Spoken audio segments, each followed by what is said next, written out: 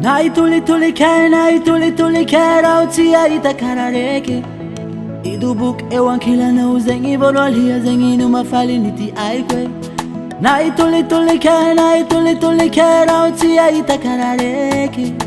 idubuk ewankila na ulie zengi numa fali niti aikwe Angala kuti anake iro mamanti hanakwe Tera kafitu la fitu ampela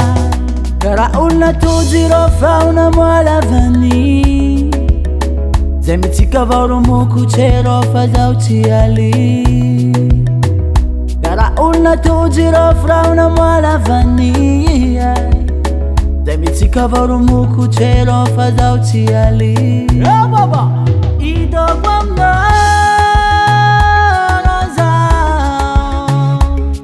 Iyareka vauro tiaku Uvale kumanda kiza kwa roza Afanya ngabebata zamana nganolie Iskwankani Dekahani Eikmaro Yalakula vichano Iskwankani Dekahani Eikmaro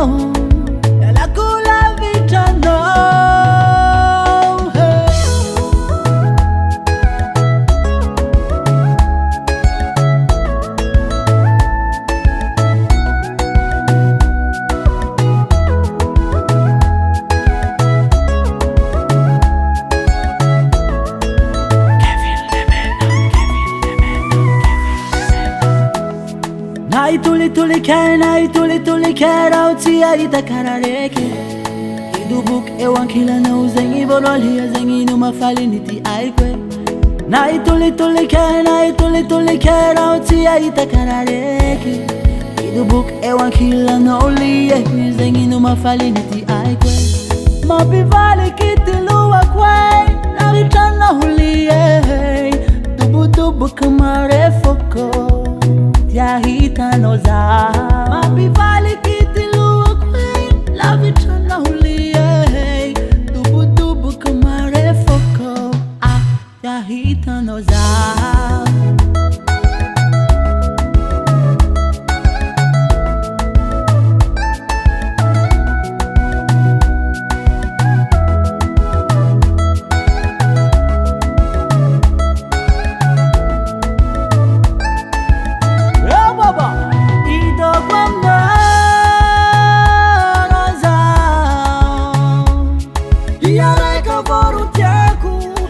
Uvale kumanda kiza kwa mna